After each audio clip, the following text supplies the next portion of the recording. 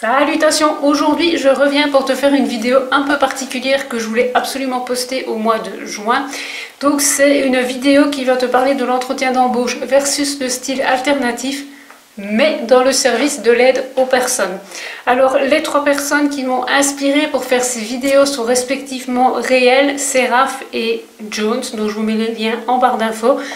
Alors oui, je m'en suis inspirée, oui je les ai regardées avant pour éviter de dire des conneries, etc. Maintenant, je pense qu'aucune de ces trois personnes ne travaille avec des personnes âgées. Je travaille avec des personnes âgées, donc forcément, comment je vais dire, l'entretien d'embauche pour ce type de travail n'est pas tout à fait le même que pour celui pour travailler en entreprise. Par exemple, pour commencer, tu as les trucs mais hyper basiques que je pense que tout le monde fait avant un entretien d'embauche, c'est-à-dire avoir des vêtements propres, bien coupés, tes cheveux qui sont propres, voir si tu fais des colorations, avoir une coloration qui est récente. Bon, moi elle est tellement récente qu'elle me colore toujours la peau, donc peut-être s'arranger pour laver ses cheveux avant, histoire de ne pas arriver avec des traces rouges partout sur le visage, et peut-être ricurer la peau jusqu'à ce que tu n'en aies plus, hein, ce serait gênant. Être ponctuel, souriant, etc. Pour ce qui est du travail en institution, je précise bien, donc c'est-à-dire maison de repos et de soins, hôpitaux, etc. etc. Les ongles doivent être courts et propres, voire exempts de vernis pour qu'on puisse voir qu'ils sont propres, justement. Dans mon cas, à moi, je suis à domicile, donc je peux me permettre d'avoir du vernis, et dans ce cas-ci, j'ai mis un vernis, somme toute, assez sobre. J'ai mis le Just Spot Lizard, je y arriverai, de chez OPI. C'est pas du noir, hein, c'est exactement ce que je voulais dire, c'est-à-dire mettez un truc sobre, pas de noir, etc. Pour les filles, au niveau du maquillage, faites un truc léger. Donc moi il m'a fallu genre 25 minutes pour faire ce truc parce que j'ai plus l'habitude du maquillage léger. Donc j'ai tout simplement un petit peu creusé la paupière, j'ai mis un petit peu d'highlighter sur la paupière mobile, un trait de liner, du mascara, une bonne crème hydratante parce que je ne mets jamais de fond de teint parce que j'ai la peau qui est plus ou moins correcte, un peu de blush mais pas trop, un tout petit peu de highlighter mais pas trop, avec parcimonie. Je crois qu'on ne le voit pas, si on le voit. C'est dingue comme il reflète alors que il y a des nuages partout. Mais vraiment y aller avec parcimonie parce que bon, autant qu'il s'habitue, parce que moi j'adore l'highlighter, hein. Et un rouge à lèvres neutre, puisque de toute façon c'est ce que je porte pour aller travailler. Et te montrer, avant d'entamer la transition vers quoi tu peux mettre pour ce type d'entretien d'embauche, je vais t'insérer deux petites vidéos de ce que je pourrais porter si je repassais un entretien d'embauche.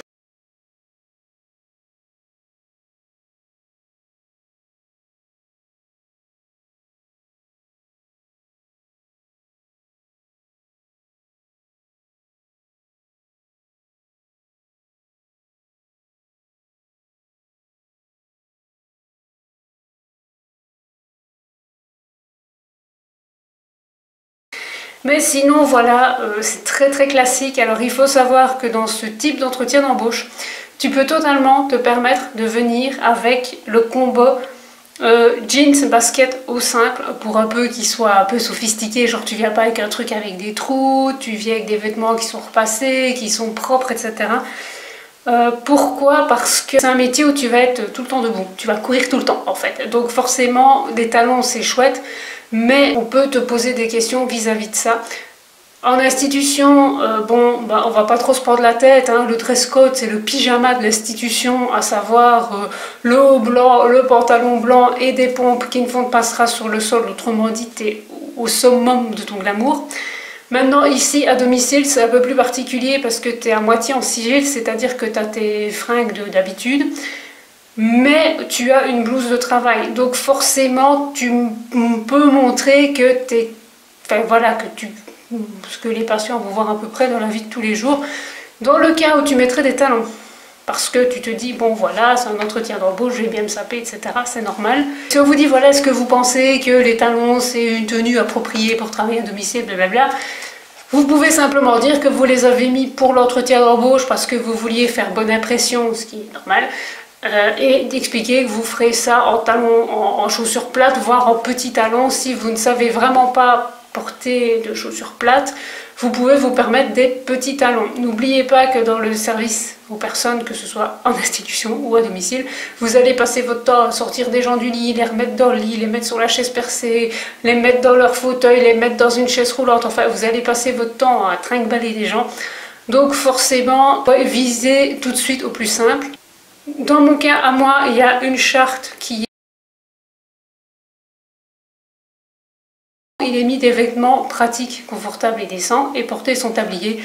Vous pouvez vous référer à ça pour savoir plus ou moins comment vous habiller, ça aide déjà. Dire, ça paraît logique, mais évitez les trucs troués, les trucs grunge, les trucs qui ont vraiment un effet hyper god, genre je sais pas, moi j'adore Black Friday, j'adore son style, mais si vous allez en entretien d'embauche comme ça, que ce soit en Belgique ou en France, mais vous allez juste tuer le recruteur, quoi, soyons logiques, ou le DRH, ou le responsable, ou tout ce que vous voulez. Évitez aussi tout ce qui est symbole un peu mystique, genre c'est-à-dire les têtes de mort, les symboles religieux, donc les croix, etc. Les araignées, les rasoirs, enfin tous ces trucs-là qui peuvent éventuellement choquer les gens, soit vous ne les mettez pas, soit vous les planquez sous vos vêtements. Très clairement, je porte des colliers pour aller travailler, j'ai ma blouse de travail et il ne se voit pas. Alors évitez également tout ce qui est pic, épingle à nourrice, etc.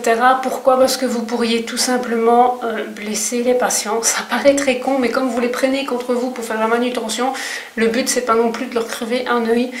Clairement, ça paraît très con, mais évitez juste d'être une caricature de goth, quoi. Ça paraît logique, mais voilà, montrez que vous avez de la maturité et que vous êtes capable de faire des concessions. Évitez aussi, comme je disais, les trucs trop voyants, etc. au niveau des oreilles. Pour ce qui est des piercings et des tatouages, donc bon, vous pouvez constater que j'ai pas de piercing hyper visible sur le visage, ni de tatouage hyper visible sur les mains. Donc je vous renvoie chez Séraph et Réel qui ont tous les deux fait une vidéo à ce sujet. Alors j'ai envie de vous dire, si vous savez dès le départ que vous allez aller dans le service aux personnes, j'ai envie d'éternuer.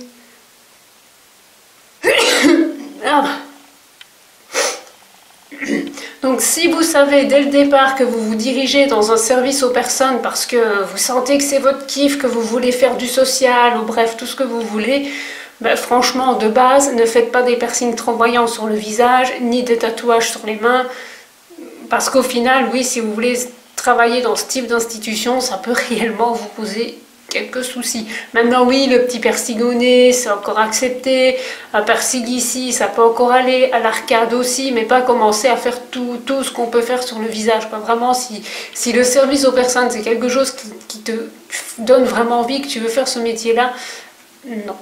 Voilà. Pour ce qui est des chaussures, tu peux mettre des chaussures de marque. Bon, moi ici, je t'ai pas montré les miennes parce que j'avais mes pantoufles qui sont en fait des baskets noires. Mais la plupart du temps, mes chaussures, ce sont des chaussures de chez Decathlon, ce sont des Quechua qui sont antidérapantes. Parce que oui, c'est important pour moi que ça soit antidérapant dans mon travail. Donc tu peux mettre des trucs de marque, vraiment. Tu peux même mettre des buffets, tu peux vraiment mettre des trucs de marque, mais qui sont sobres. Rien ne t'empêche de mettre une paire de New Rock ou de Vonda, mais que ça fasse sobre. Autant vous dire que moi j'ai des Vonda, j'ai des Dr. Martens, qui sont des Dr. Martens, celles avec les roses sur le côté. Je pense que la moitié de mes patients veulent me les piquer. Maintenant, faites sobre. Je veux dire, si vous avez un pantalon qui peut les cacher, cachez-les, quoi. C'est pas le but de mentir, mais vraiment c'est d'augmenter vos chances, quoi. Dans le cas des talons aiguilles, dites simplement que voilà, si on vous fait la remarque que vous les avez mis pour l'entretien d'embauche et que vous avez des baskets ou des trucs plus simples que vous pouvez porter pour travailler. Pour ce qui est des cheveux, vous vous rendez bien compte que lorsque j'ai commencé à travailler, j'avais pas cette tête là. Lorsque j'ai commencé à travailler, il y a de ça presque 10 ans, ça fera 10 ans l'année prochaine, j'avais des cheveux, bon j'avais les cheveux noirs. Et puis j'ai commencé avec les couleurs aux pointes. Finalement, pour mes entretiens d'embauche, je les ai chaque fois soit hyper foncés, soit pour celui pour lequel j'ai mon travail actuel en CDI, j'avais une frange colorée, c'était même plus rouge, c'était cerise noire, enfin noir à reflet rouge. Franchement, essayez d'abord des couleurs sobres, genre ici, bordeaux, rouge ça passe, ce sont encore des couleurs qui passent. Mais vraiment, vous pouvez essayer bleu très foncé, vert très foncé, violet très foncé, voire peut-être plum.